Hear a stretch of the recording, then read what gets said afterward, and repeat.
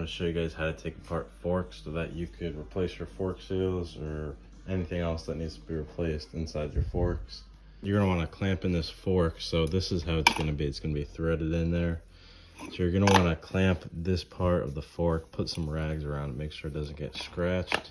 This tool right here, and what this does is it takes off the cap. So once you guys got this part loosened up, you're going to come to the other side, and this has a little plastic cap on it. I took mine out. This is what it looks like. You're going to want to loosen that nut while it's clamped in the vise so that this part doesn't move. You want to loosen this. Compress the shock a little bit while you loosen it, and what that's going to do is make sure that all the threads are out. So I'm doing that right now. So this is going to be the next step. So once you have this all the way loosened, you're going to push down on this until you see this piece come up. You can pull it up. Hopefully you guys can see that. You're going to want to get a tool like this, and this is what you do. So you hold it up, go underneath it, make sure that's in all the way, and just like that, it's in place.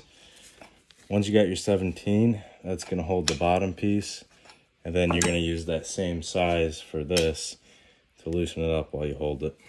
There you go. All you really have to do is crack it, and then it's really loose. You could do it by hand. So this is what you want to unscrew. This separates from that other piece, and this is what we're left with here. And then we're going to grab this piece that runs through it, and that actually goes through here. So that fits on like that. And the next step is pretty much you could separate this whole fork now.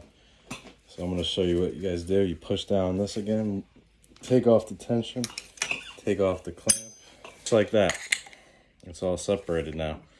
So now we're just going to take all the pieces out, take the spring out. So here's the spring, and it looks like he had some spacers in there as well. So what we're going to do is take the dust seal off, and then there's a clip in there. We're going to take that clip out, then we could separate the whole fork. All right, so the dust seal is out. Now the clip is going to be right in there. You can see where that is. See that the oil seal is already lifted up. This is how you separate your forks once you got all the parts removed. And just like that, your forks are separated. This is what you're going to be left with when you split your forks.